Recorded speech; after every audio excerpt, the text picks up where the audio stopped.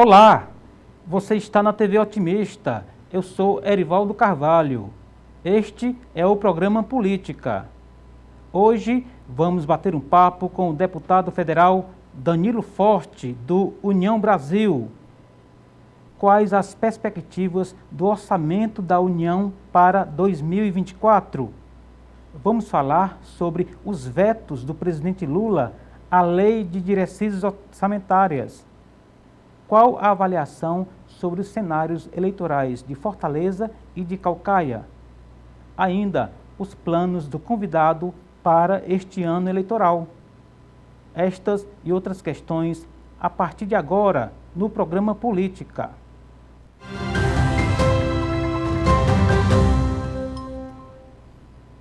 Danilo Forte é advogado. O convidado entrou na política pelo movimento estudantil. Danilo Forte foi filiado a alguns partidos, por exemplo, PCdoB, MDB, PSB e PSDB. Atualmente está no União Brasil, do qual é vice-líder na Câmara dos Deputados. Danilo presidiu a Fundação Nacional de Saúde, FUNASA. O parlamentar está no 4º mandato. No ano passado, Danilo foi relator da Lei de Diretrizes Orçamentárias, LDO, para 2024. E é com o deputado Danilo Forte que converso no programa de hoje. Deputado, o nosso muito obrigado pela visita ao Grupo Otimista de Comunicação e particularmente aqui ao programa Política. Tudo bem com o senhor? Tranquilo, obrigado. Eu que agradeço essa oportunidade. A gente começa o ano financeiro com o noticiário dando conta de que haverá um desafio muito forte para o governo chegar ao final do exercício com o famoso déficit zero, né, que é uma cobrança não só do próprio governo, como do mercado, da classe política de maneira geral. O governo Lula vai conseguir zerar as contas, não tendo ali a diferença entre receitas e despesas este ano, deputado? É um exercício difícil, né? Porque o Brasil se acostumou muito a fazer um orçamento fictício, né? Geralmente queria-se fazer um orçamento para atender a todas as demandas do país, que é um continente. Muitas vezes a classe política não tinha a compreensão da necessidade da credibilidade para os investimentos. E hoje o que o mundo mais quer com relação às contas públicas é transparência e previsibilidade. Porque o dinheiro do governo, o dinheiro do orçamento, é o nosso dinheiro. É o nosso esforço todo dia pagando impostos. Da hora que acorda de manhã quando vai comprar o pão na padaria, até a hora que vai dormir quando desliga a luz, nós estamos pagando impostos. E isso faz com que os governos arrecadem e tenham que destinar esse recurso para melhorar a vida do povo e a condição econômica do próprio país. Então, você ter credibilidade, você ter segurança de que vai ter um equilíbrio entre o que o governo vai arrecadar e o que o governo vai gastar, para não aumentar significativamente o endividamento, que gera inflação, né, que muitas vezes cria desconforto, inclusive para a própria governabilidade, porque depende do crédito, depende da questão internacional, para poder ter recursos para preencher esse vazio. Eu acho que a gente fez um orçamento para 2024 muito factível, né, muito próximo da realidade. Tanto é que não houve nenhum crescimento extraordinário com relação às receitas. No próprio veto que foi discutido ontem, o único questionamento que houve foi a queda da inflação, e quando cai a inflação também tem uma queda da perspectiva da arrecadação. Uhum. E por outro lado também um país que precisa retomar sua economia, precisa voltar a crescer. E aí o orçamento também pode ser um indutor, né, de geração de crescimento econômico. Ele não pode sozinho garantir todos os investimentos, mas ele pode aplainar, ele pode criar oportunidade para que os segmentos da economia possam fazer seus investimentos, tendo a segurança que vai ter um governo que vai honrar seus compromissos. Então eu acho que o Brasil, essa meta é uma meta ousada, é uma meta de difícil viabilidade pelo passado, né? Mas na perspectiva futura, né? Se a gente tiver um ritmozinho de crescimento econômico superior a 3%, o Brasil pode conquistar esse equilíbrio rapidamente. Entendi. Deputado, há poucos dias o Tribunal de Contas da União sinalizou que a receita estimada no ano passado para o exercício deste ano, que foi justamente a base onde se construiu o orçamento, teria sido superestimada em até 50 bilhões. Como que o senhor recebeu essa constatação, digamos assim, do TCU? Ainda está difícil de ter essa razão do ponto de vista econômico. Por quê? Porque o ano está iniciando, porque várias medidas foram tomadas no final do ano passado do ponto de vista arrecadatório, tá aí todos nós sofrendo com o aumento dos impostos, né? O governo federal votou várias normas no final do ano.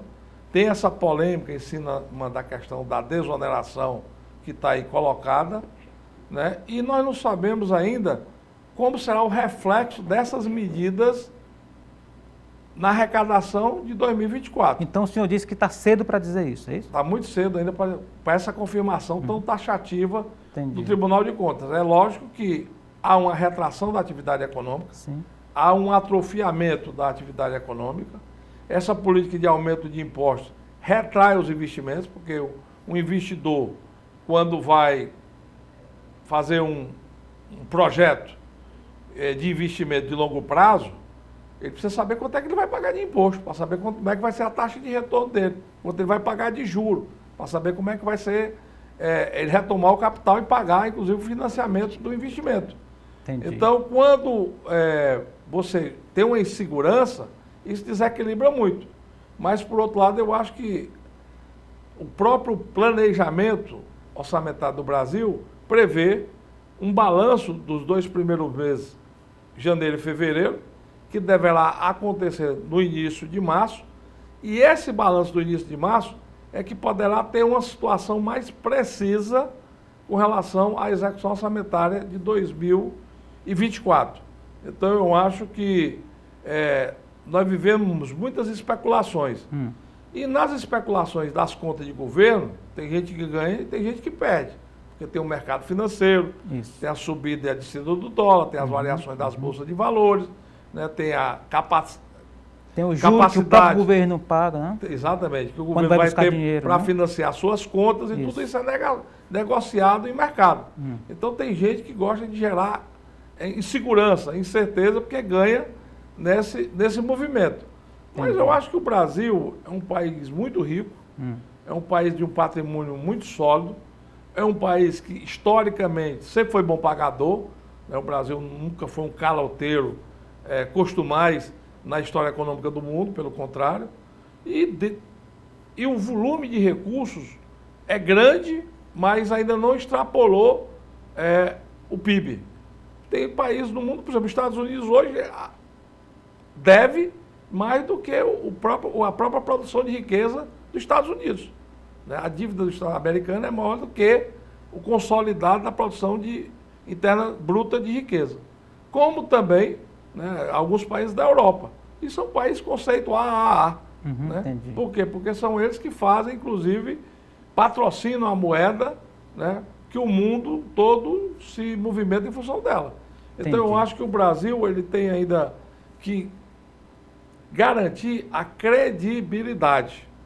E a garantia da credibilidade passa necessariamente por um orçamento enxuto e quanto mais impositivo, melhor. Por quê? Porque isso dá previsibilidade na impositividade.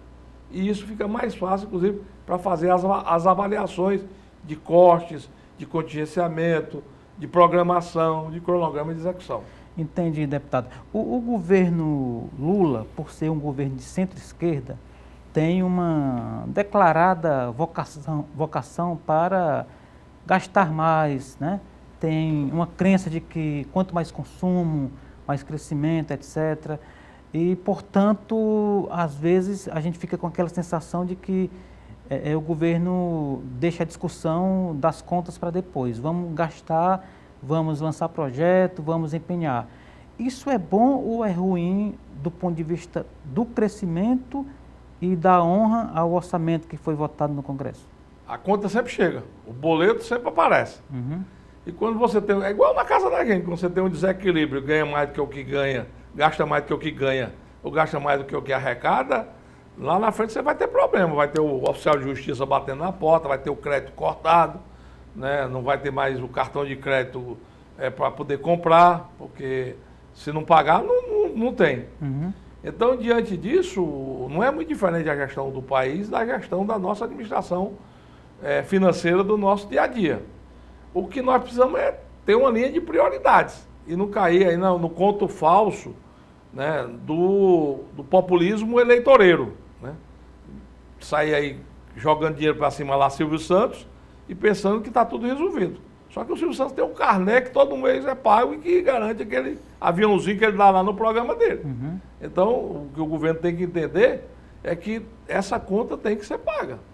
E dentro disso tem uma linha de prioridade. Quando você prioriza um programa com relação à atenção às crianças com deficiência, que nem a gente fez na LDO desse ano, pela primeira vez, nós fizemos um programa integrado de atenção às crianças com deficiência, principalmente as que têm transtorno de espectro autista, que no Brasil algo em torno de 9 milhões de crianças, que não tem uma política a nível nacional integrada, governo federal, governos estaduais e governos municipais. Isso é uma prioridade. Então, para isso tem que aportar recursos, né? Isso é bom, bacana e tal, e tal, e tal. Então, é necessário, é fundamental. E nós fizemos isso, inovando aqui no orçamento de 2024. Com relação a outras demandas, não são tão necessárias. Por exemplo, quando cria o Bolsa Família, que é aquele isenção de impostos para as montadoras de veículo para venderem mais carros. Desovar o pátio, né? Desovar o estoque que está no parque. No Pátio, estacionamento. Aí o que é que faz? Com isso aí você está tirando o dinheiro do nosso suor para financiar a indústria automobilística, que é a segunda cadeia produtiva de maior rentabilidade do mundo, só perde para a indústria do petróleo. A primeira é o petróleo, segundo é a indústria automobilística. Que são associados, né? E aí você está dando um presente para essas empresas em cima do nosso esforço. Como também nós temos no Brasil ainda muito subsídio para a indústria petrolífera, né? O pré-sal foi todo financiado com dinheiro público, né? Tem muitas isenções. Nós temos isenções ainda no Brasil para o carvão mineral, que é o que mais emite carbono e contribui para o aquecimento global na geração de energia.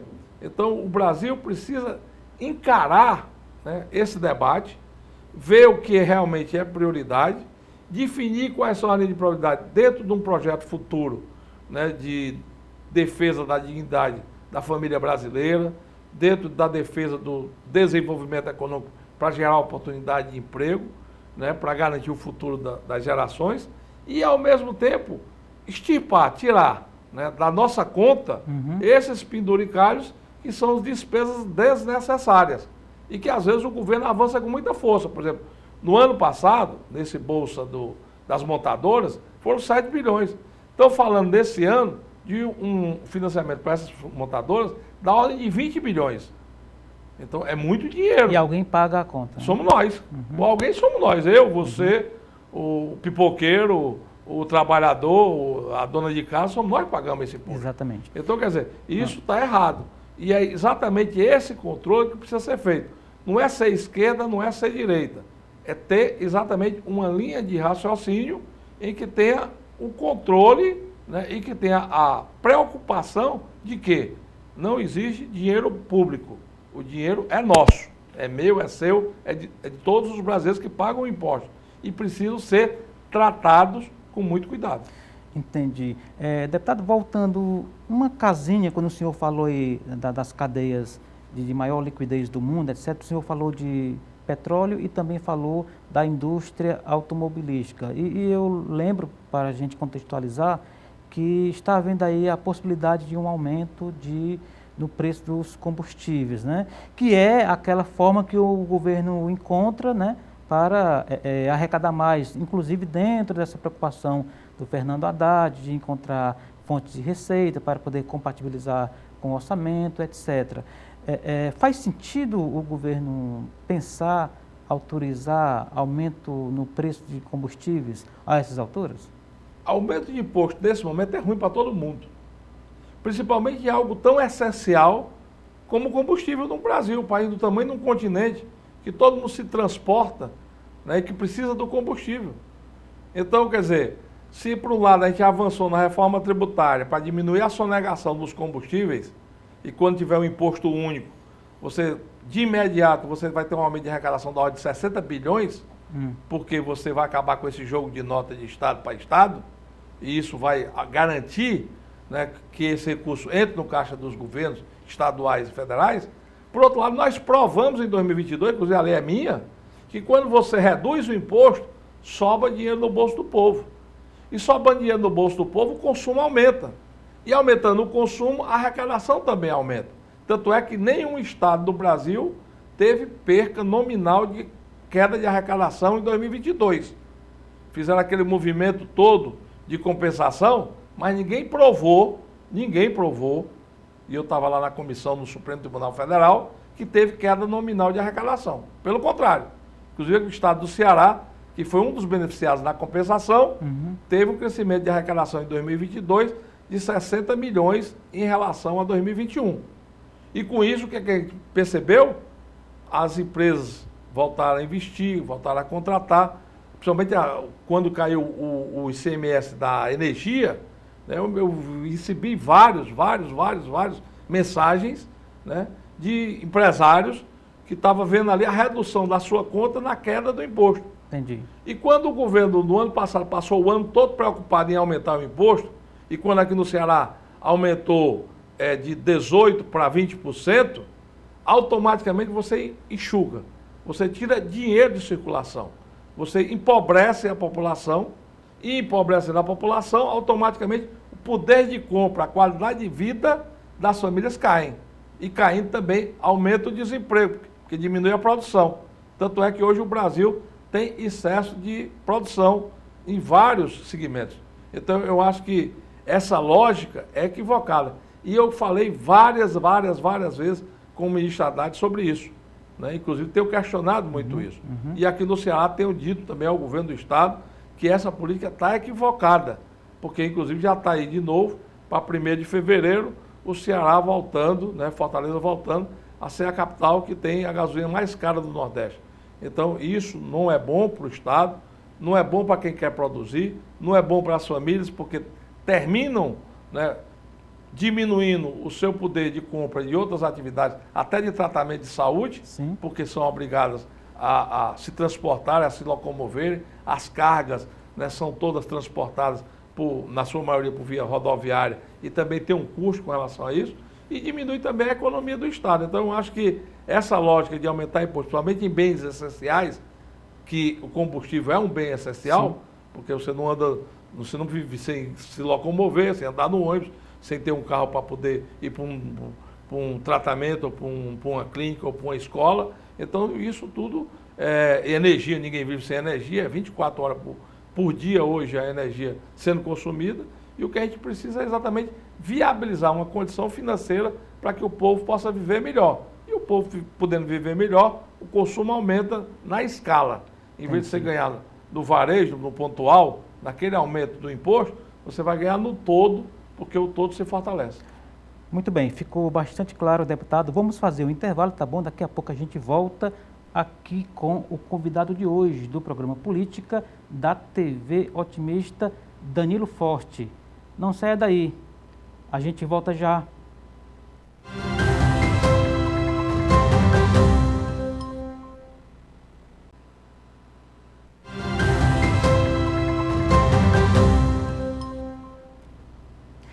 Estamos de volta para o segundo bloco do programa Política de hoje. Você está na TV Otimista, eu sou Erivaldo Carvalho, aqui ao meu lado, Danilo Forte. Ele é deputado federal no 4º mandato, ele é filiado à União Brasil, melhor dizendo, já foi do PSDB, hoje está na União Brasil, e também foi relator da LDO, a Lei de Diretrizes Orçamentárias. E é justamente sobre isso, deputado, que eu queria abordar o senhor. A gente sabe, a gente que está na cobertura política, sabe que uma peça tão complexa como é o orçamento, ela não chega a um resultado final sem muitas mãos, sem muita negociação, sem muito acordo. E foi isso que o Congresso falou no final do ano passado, de que a LDO foi finalizada e votada a partir desses entendimentos, né? Só que o ano vira, o presidente meio que surpreende para alguns, né? Com uma série de vetos, né? Onde foi que desandou? Os acordos não existiram, os acordos foram desonrados? Por gentileza, explique um pouco essa parte aí para a gente. Nós fizemos a LDO mais democrática da história do Congresso Nacional. Né? Foram 6 meses de intenso debate, com várias audiências inclusive públicas. Fora de Brasília, né? Visitei 8 estados fazendo audiências públicas. Fizemos debates temáticos com setores organizados, mulheres, mães, né, nessa luta com relação às crianças com deficiência, aos autistas, com relação à questão do combate ao feminicídio, né, a violência contra as mulheres, com os setores organizados da educação, né, quando a gente colocou, inclusive, a transferência da despesa da merenda escolar, do transporte escolar, do fardamento escolar, no Fundeb, que é o Fundo da Educação Básica, né, aliviando um pouco o caixa das prefeituras. E o acordo da votação, inclusive, pela primeira vez foi público. Foi feito no plenário da Comissão Mista de Orçamento. Não teve aquele negócio de ir para uma salinha para lá trocar um cargo para votar ou uma emenda para poder votar. Não, nós fizemos lá publicamente, o Brasil todo assistindo, né, quando a gente, inclusive, discutiu a questão do contingenciamento do seguro safra, que é muito importante para o agro, que é a base da economia do Brasil hoje, né, que estava fora, e a gente fez, inclusive, um paralelo. A gente acomoda, né, os recursos do não contingenciamento do recurso do seguro safra, ao mesmo tempo em que também libera, né, 5 bilhões para o PAC das estatais, que era o que o governo desejava. Então, tirando 2 pontos da LDO, o resto foi tudo acordado e concordado, inclusive, com o próprio governo. Essa questão da educação foi discutida, inclusive, com o Camilo. A questão da saúde foi discutida várias vezes lá no Ministério da Saúde. A questão da violência contra a mulher foi discutida no Ministério da Justiça. Né? Então, ficou tudo pacificado. Tudo pacificado. Né? A questão do agro foi discutida com o ministro da Agricultura. Sim. Então, eu fiquei surpreso quando, né, veio os cortes da LDO. 35 cortes, quando só tinha 2 pontos que tinha divergência com relação ao governo, que era a questão da execução do cronograma das emendas, que garante previsibilidade. Né? Nós não estamos aqui estupando ninguém, pelo contrário. Está na Constituição, artigo 166 da Constituição Federal, que a gente tem que fazer o planejamento da execução orçamentária, é papel do Congresso Nacional. E o outro foi com relação às emendas de comissão no que diz respeito ao percentual da receita corrente líquida, que é 0,94. Fora daí estava tudo acordado. E, inclusive, ontem mesmo em Brasília, eu tive com o ministro Alexandre Padilha e coloquei para ele: ministro, foi tudo conversado. A primeira pessoa a quem eu entreguei o pré-projeto de lei foi o senhor. E eu estou numa situação aqui de constrangimento, porque os cortes foram aleatórios e aí fica aquela coisa de governo, não, porque o técnico que fez isso não acompanhou a discussão no plenário, as informações dos ministérios fins não vieram. Ficou um clima ruim, né, deputado? E isso é ruim na relação, inclusive, dos poderes. E também porque futuramente essa quebra de confiança pode interferir em futuros acordos, né? Com certeza. Inclusive, a credibilidade dos interlocutores vai lá para baixo. Exatamente. Líder de governo, a palavra dele, nada, vai ser a mesma coisa, porque é um risco na água. Na medida que você acerta um projeto para ser votado, e que você acomoda e faz um consenso de votação. E uma lei orçamentária não é fácil fazer o consenso. Eu imagino. Porque as variáveis são muito grandes. Pra você ter uma ideia, a proposta original tinha 2.300 páginas. Só de emendas ao texto foram mais de 1.000 emendas que eu tive que analisar. Passei um fim de semana inteiro em Brasília, de sexta a segunda, analisando emendas ao projeto de lei, ao substitutivo que eu apresentei. Então, quer dizer, é uma coisa muito trabalhosa num país do tamanho do Brasil, né, que o orçamento mexe do alfinete ao foguete, né, passando por todos os estados, só os municípios são 5.600. Cobertor curto também. Todo mundo querendo puxar, né, a brasa para a sua sardinha. Então, eu acho que realmente isso criou um desconforto e tanto é que está aí da imprensa, e você me chamou aqui para isso, Isso. eu não tenho dúvida que o primeiro ponto de debate agora em fevereiro, na retomada do Congresso Nacional, vai ser exatamente os cortes, né, os vetos da lei orçamentária, da lei de diretriz orçamentária e da lei orçamentária anual em si, né, no que diz respeito ao corte também de algumas despesas que foram feitas pelo Poder Executivo. E aí qual é o caminho? É a derrubada de veto? É outra negociação? Dar prazo para as questões se acomodarem? Qual é o caminho mais ou menos que deve ser tomado, deputado? Primeiro, eu acho que a gente tem que discutir os vetos da LDO, porque a LDO é que direciona a execução orçamentária. Como o próprio nome diz, né? Ela que vai determinar qual é a linha de prioridade, quais são as metas prioritárias. E o Brasil não vai deixar fora do orçamento as crianças com deficiência, com os autistas, não vai deixar fora do orçamento o combate ao feminicídio. Até porque as bases cobram isso, né? Com certeza. Né? Não vai deixar fora os pleitos do agro, não vai deixar fora a questão da educação básica. Então, eu acho que esse debate vai ser o primeiro que vai ser consolidado e vai ter uma pressão muito grande sobre o presidente do Congresso Nacional, o senador Rodrigo Pacheco, para que faça logo a reunião do Congresso, porque é na reunião do Congresso que são analisados os vetos. E imagino eu, inclusive, que vai ter uma unanimidade para derrubar de todos os vetos. Por outro lado, também, posteriormente, no segundo momento, se discute a lei orçamentária em si, que é a parte contábil, né, que são os números do orçamento. E da questão dos números, o que houve foi um contingenciamento que, ao longo do ano, dependendo da evolução ou não da arrecadação, você pode manter o contingenciamento ou o corte e pode descontingenciar. Que a própria lei prevê, né? E isso é previsto em lei. Então, acredito eu que a LOA pode até ser discutida posteriormente, depois desse balanço do primeiro bimestre. Mas a LDO, com certeza, será já o ponto inicial do debate no Congresso Nacional, agora em fevereiro. Entendi. Deputado, para a gente finalizar esse ambiente mais de Brasília, isso de alguma forma pressiona ainda mais a relação entre o Executivo e a Câmara dos Deputados, propriamente dita? A relação, os poderes, a tal da harmonia, né, da autonomia, os poderes são autônomos. Então, o Poder Executivo tem as características dele de executar, né, o orçamento, as políticas públicas, que é para isso, inclusive, pelo qual ele é eleito. O Poder Legislativo tem uma obrigação de fazer as leis, de legislar, e a lei mais importante é a lei orçamentária. Sim. E a gente precisa melhorar, inclusive, a fiscalização da execução orçamentária, porque muitas vezes isso fica no segundo plano, né, e isso no Brasil já viveu e conviveu e convive hoje com muitas distorções, inclusive com desvio de recursos, né? Então isso aí, o Congresso precisa ser mais presente. Eu fui presidente uma vez do Comitê de Acompanhamento da Execução Orçamentária. E não é praxe esse comitê, inclusive, nem reunir. Né? Nós, inclusive, fizemos um primeiro acompanhamento junto com o Tribunal de Contas da União, pedimos informações à Controladoria Geral da União, até para identificar as principais dificuldades. E essa execução é uma questão que o Congresso Nacional precisa se aprimorar. E, por outro lado, também, né, não criar aí um contraponto, uma contradição entre as atribuições de cada um.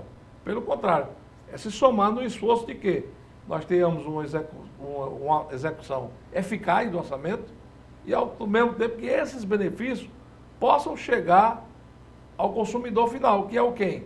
Que é a sociedade brasileira, que é o povo brasileiro, que é a família brasileira.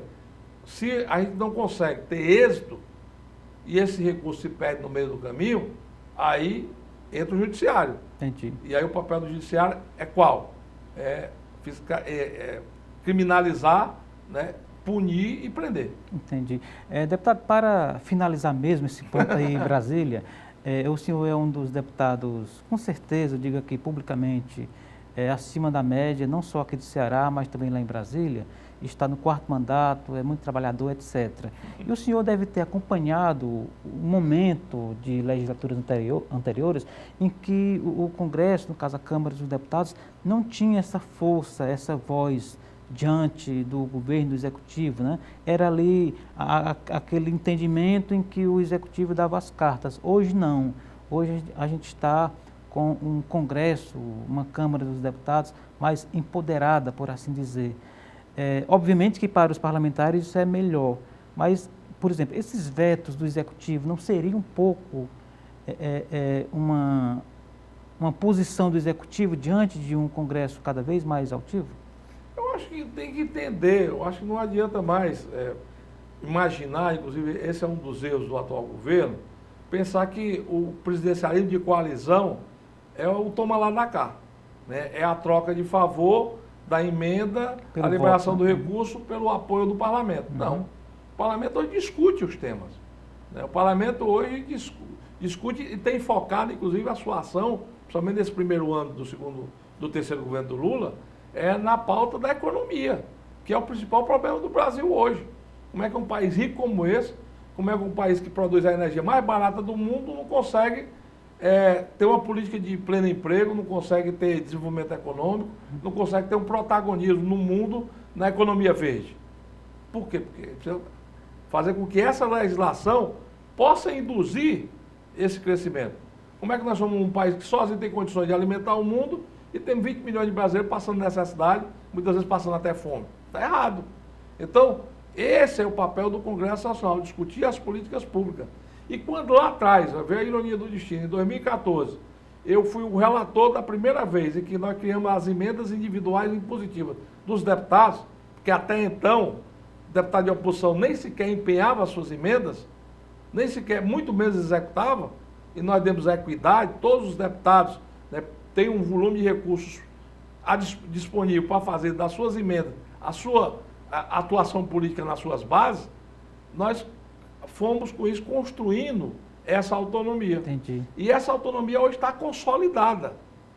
O Congresso Nacional não vai recuar do direito que conquistou de ter autonomia e de dizer para o Executivo e para o Judiciário que vai cumprir o seu papel.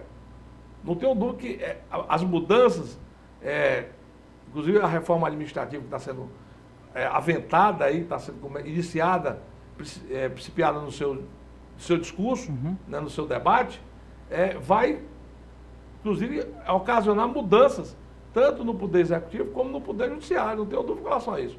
E esse debate vai acontecer. Então vai acontecer por quê? Porque foi garantida essa autonomia, porque foi conquistada essa autonomia. Porque hoje o parlamento tem, né, uma gerência própria. E eu sou parlamentarista. Eu acho que dos poderes, o que melhor representa a sociedade, uma nação, é o parlamento. São 513 deputados de todos os cantos do Brasil. É o mais aberto. São, né? 81 senadores de todos os estados do Brasil. Então, numa composição bicameral em que não tem um debate num lugar do Brasil que não passe pelo Congresso Nacional. E é o mais exposto, né? O mais transparente. Né? Todo mundo sabe o que está acontecendo, sabe que está vendo ali a atuação dos deputados e tal. É mais difícil, inclusive, até de esconder as coisas, porque é muita gente, e tem muita luz. Então, eu acho que a gente precisa consolidar esse espaço e evoluir. E nas crises institucionais, né, e nós já vivemos várias, né, o Brasil só tem um remédio, o impeachment. Mas o impeachment é muito traumático. Né? Ainda hoje se paga a conta do último impeachment da Dilma.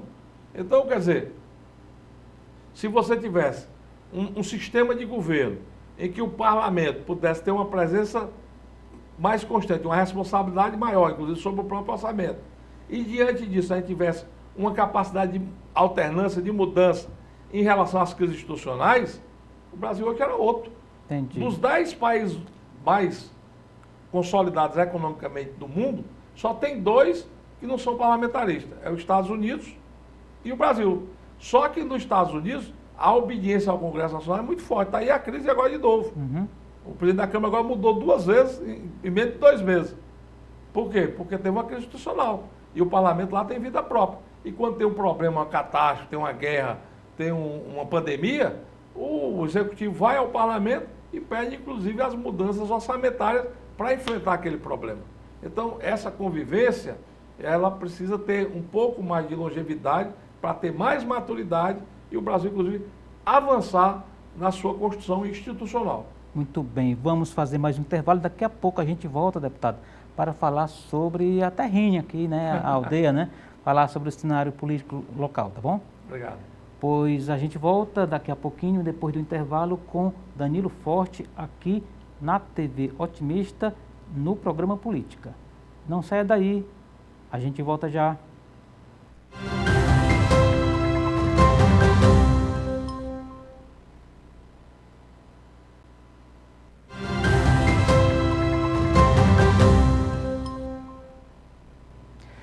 Estamos de volta para o terceiro e último bloco do programa Política de hoje. Você está na TV Otimista, eu sou Erivaldo Carvalho, aqui ao meu lado Danilo Forte, que vai falar agora conosco sobre política local. Eu vou fazer uma pergunta bem aberta para o senhor ficar à vontade e escolher aí o papo, né? Como é que o senhor acha que vai caminhar a disputa eleitoral desse ano, deputado? Aqui no Ceará, Fortaleza, etc. Eu acho que vai ser um quadro bom, porque a pluralidade dos grupos, né?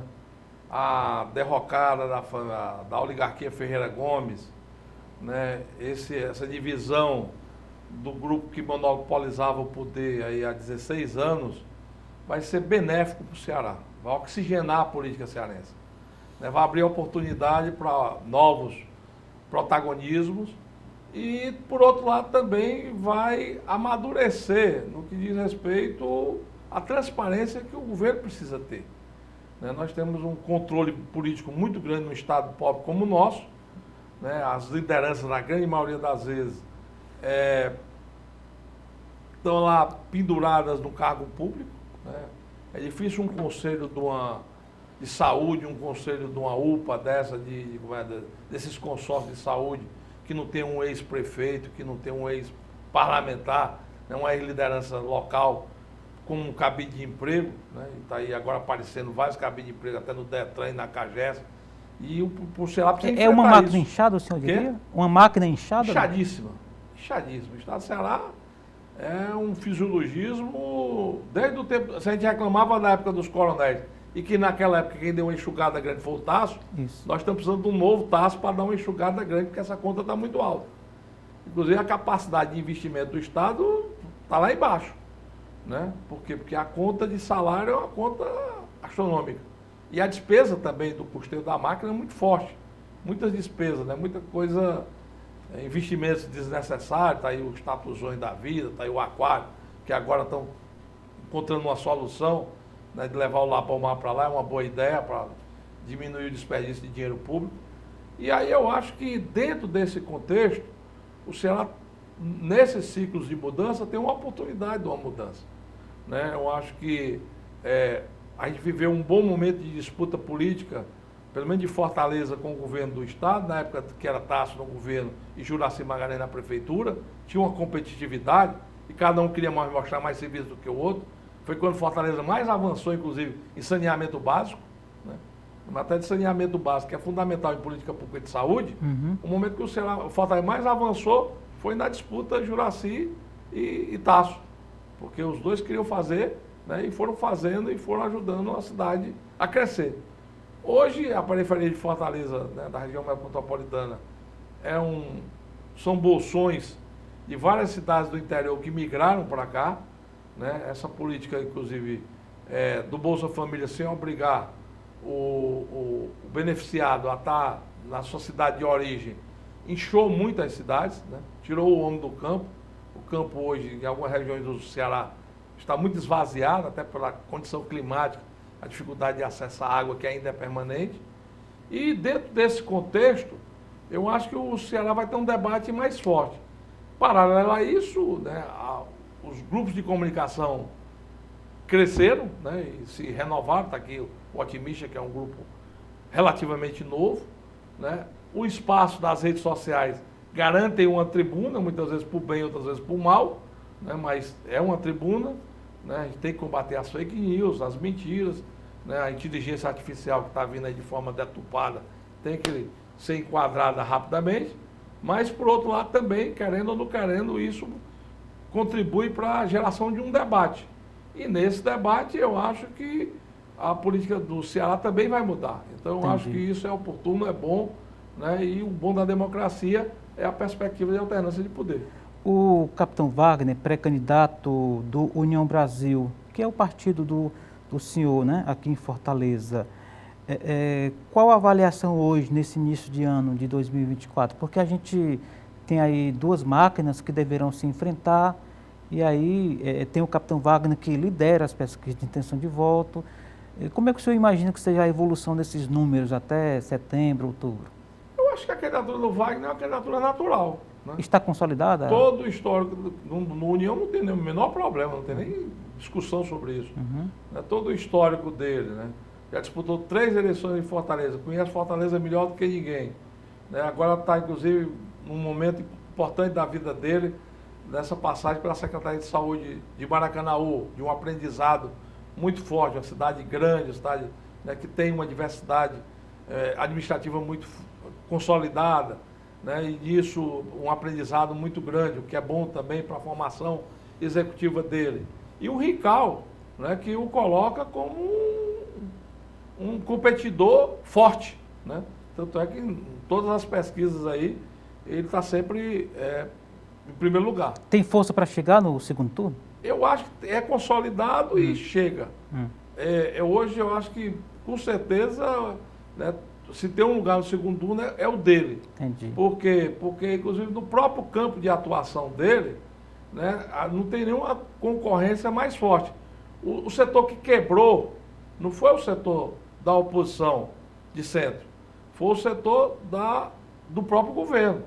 E nesse setor do próprio governo, com as duas máquinas que você fala aí, né, uma liderada pelo PT no governo do Estado e outra liderada pelo PDT na prefeitura, essa quebra, essa cisão, né, pode, inclusive, abrir espaço para algo fora desse campo.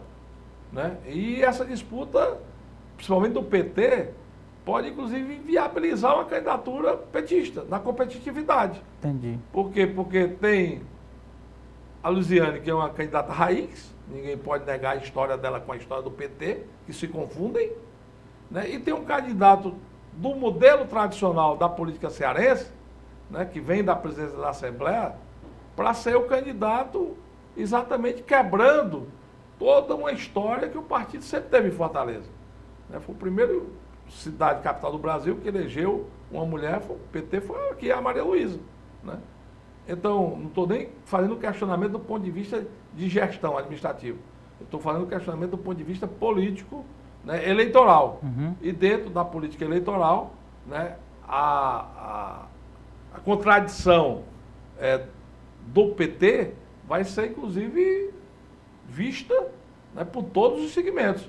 Então, não é hoje a liderança maior do PT no geral, Camilo, tirar do bolso o nome do Evandro e dizer que está eleito. Não está. Isso vai ter um debate muito profundo. E também a gente percebe claramente, né, seja a gosto ou contra gosto, que o prefeito começou meio desarrumado, né, muito desarrumado, por sinal.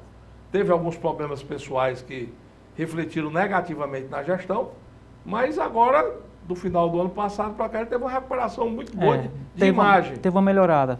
Teve uma recuperação muito boa de imagem, o que o torna competitivo novamente. Então, eu acho que, no mínimo, nós temos aí uma disputa já bem consolidada em 3 pontos, né? Wagner no centro, né? O PT mais à esquerda e o PDT na prefeitura, e isso pode dar ao fortalezense uma oportunidade nova, inclusive, de mudança na política do Estado do Ceará. Entendi. Deputado, e em outros colégios eleitorais onde o senhor atua, por exemplo, Caucaia, Maracanaú, o senhor já citou, qual é o desenho que o senhor faz para Caucaia que deve ser mais imprevisível ainda, né? A eleição municipal é uma eleição muito particular, né? Porque ela é muito de dentro do município. Você, por exemplo, não vai nacionalizar as eleições. Você pode nacionalizar numa cidade grande, como São Paulo, mas se o prefeito tiver uma cidade limpa, o serviço de saúde estiver funcionando, né, a educação estiver no nível que as famílias fiquem contentes com seus filhos na escola, né, hoje tem o problema da violência, se tiver uma certa segurança, dificilmente você consegue tirar, né, esse conceito da população local. E, por outro lado, também há uma efervescência muito grande hoje, né, com esse reflexo da polarização da política nacional, que tem as suas virtudes, mas tem muito mais defeito do que virtude, porque o achincalhe, a agressão, ela muitas vezes distorce o debate político que precisa ser feito, mas as redes sociais também criam, né, um ambiente de debate diferenciado. Então, por exemplo, todos os municípios hoje já estão como se a eleição fosse depois da manhã. É engraçado isso. Você entra na rede social de um município... Foi meio que antecipado. Né? Antecipou muito o debate político. Né? Então, isso vai ter o seu tempo de maturação. Então, tem um clima agora no início do ano para poder definir as candidaturas. Vai ter o tempo das convenções, da filiação agora na virada de março para abril, que define quem serão os protagonistas nos partidos. Vai ter o tempo das convenções partidárias, de junho para julho, que define quem serão os candidatos. E o debate mesmo, a discussão política, vai ser ali já no final de agosto até o dia 6 de outubro. E dentro desse contexto, por exemplo, a gente tem que individualizar cada situação. Por exemplo, a Caucaia tem uma falência administrativa do Valim, né? O Valim faliu como gestor. Né? O senhor acredita que foi isso que o levou a não querer disputar a reeleição ou não? Com certeza. A única coisa que tira político da disputa eleitoral é a falência de voto. Fora daí nada tira. Né? A política é paixão, é compromisso, é a pressão dos aliados, né? É a contradição do contraponto dos inimigos. Então o cara está ali é uma rinha permanente. Então o que afasta político da disputa eleitoral é a falta de voto. Quando o político percebe que não dá, né? Quando o político vê que não tem condição, que frustrou, né, e que não tem perspectiva eleitoral, aí ele pensa duas vezes, até porque a exigência do processo eleitoral é muito grande. O União Brasil vai ter candidato lá? Deputado? Com certeza. Então, já temos nomes? Tem uma discussão, tem os campos da oposição, tem uma liderança importante do ponto de vista partidário, que é o vice-prefeito, inclusive que foi o primeiro que rompeu com o Valim, quando viu que a administração estava um caos e que tinha se entregue ao modelo anterior, que tinha sido combatido pelo próprio Valim, né? Porque o Valim foi eleito pela oposição, o Valim foi eleito com o nosso apoio. Né? Eu fui lá, pedi voto para ele, o Wagner foi lá, pediu voto para ele, né? O Roberto Pessoa foi lá, pediu voto para ele, e ele, com pouco tempo depois que assumiu, já estava batendo asa para o lado, inclusive do PT, que ele tanto condenava. Eu me lembro dele na Câmara dos Deputados comigo, batendo forte no PT, batendo forte no Guimarães, né, muitas vezes até de forma desproporcional, e agora é o aliado da primeira hora. Isso quebra a credibilidade de qualquer político. Né? O eleitor então, percebe esse movimento, deputado? O eleitor, com certeza, né, o cidadão, com certeza acompanha tudo isso. Né, e ele percebe que isso é uma degeneração, inclusive, da própria política. Então, eu acho que, desse momento, né, a Caucaia, inclusive, como o segundo colégio do Estado do Ceará, né, um colégio importante, do ponto de vista político, até para um projeto futuro do Estado, precisa ter uma atenção especial. E nós estamos tendo uma atenção muito grande com a Caucaia. Inclusive, estou conversando com vários outros candidatos, né, que estão também postulando o projeto de ser candidato, para construir ali uma frente consolidada para garantir o desenvolvimento da Caucaia. Você sabe do meu amor pela Caucaia, sou votado lá desde a minha primeira eleição, né? Já fui o deputado mais votado lá na primeira gestão do Washington, que foi uma excelente gestão, porque foi inclusive o primeiro e o único prefeito que renovou o mandato foi o Washington. Depois do segundo mandato, ele se acomodou na relação com o governo de então, que era o Cid Gomes, e aí também declinou, porque a Caucaia tem uma efervescência, tem uma força própria que quer ver a Caucaia crescer. Né? A Caucaia tem um potencial econômico diferenciado. E, no entanto, economicamente, a segunda cidade é Maracanaú, né? Do ponto de vista econômico do Estado. Então, o povo da Caucaia está muito empobrecido. E está entre Fortaleza e o Porto do Pecém, né? No complexo industrial do Porto do Pecém. Então, o que a gente precisa é exatamente fazer com que essa oportunidade que chegou para Maracanaú, né, que chegou lá para o Porto do Pecém, possa ficar na Caucaia, que está no meio do caminho. E eu acho que esse debate vai vir junto com a eleição. Muito bem. Para finalizar o programa, deputado, fale como é que está a sua querida Itapajé, para quando o senhor chegar lá não ser cobrado. Vai à TV Otimista, não fala daqui da cidade, etc. Como é que está, como é que vai ser, bem rapidinho, deputado, a disputa lá no Itapajé? Ali é meu grão, meu coração. Itapajé é o meu legado, né? Uma cidade com 54 mil habitantes, que tem um campus da Universidade Federal, no Brasil, é difícil de você achar. É difícil de achar. E eu consegui cravar ali um campus da UFC, inclusive esse ano vão iniciar mais 6 novos cursos, né? Estamos concluindo lá o teatro, que vai ser o maior teatro universitário do estado do Ceará. Estamos dando condições para os alunos, né? Inclusive eu coloquei uma emenda minha para esse ano, construímos o restaurante universitário. E ali vai ser o berço, inclusive, da inteligência. Vai ser no teu Vale do Silício, nos Estados Unidos, nós estamos fazendo aqui o Vale do Curu. Porque TI é lá, né? Os cursos lá são votados para TI, que é o setor que mais se desenvolve no mundo todo, né? E está lá cravado na Universidade de Itapajé. E politicamente nós estamos construindo, né, um movimento de oposição muito forte, né? Porque a atual gestão também foi uma gestão que decepcionou o itapajéense, né, que não deu credibilidade a esse momento que o município poderia estar vivendo. Para você ter uma ideia, o serviço de saúde de Irauçuba, que é a cidade filha de Itapajé, e tem menos da metade da população de Itapajé, é melhor do que o de Itapajé.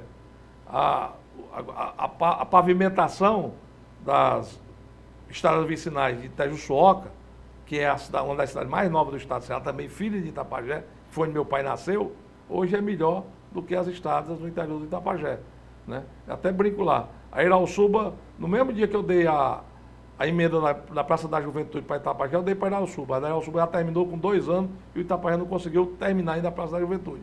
Entendi. E agora o Britinho lá na Itajuçuoca terminou o mercado público, né? A reforma do mercado tem o nome do meu pai, Avelino Forte, primeiro do que foi concluída a reforma do mercado de Itapajé, que ainda é uma emenda do tempo que o senador Eunício era presidente do Senado. Entendi. Então, quer dizer, isso demonstra que essas administrações precisam estar dentro de um condicionamento, né, de uma paridade com esse momento oportuno, porque em 160 anos de história do Itapajé, a primeira vez e a única vez que o Itapajé teve um deputado federal foi conosco agora. Então essa minha responsabilidade, esse meu amor e essa minha gratidão é muito forte para o Vale do Curu e especialmente para a minha cidade. Muito bem, deputado, muito obrigado pela presença, mais uma vez, parabéns aí pela jornada e boa sorte na caminhada. Obrigado, Erivaldo, obrigado a todos que fazem a TV Otimista e um abraço especial para todos vocês que tem agora um novo momento. Estamos começando aqui o ano, né, abrindo um debate político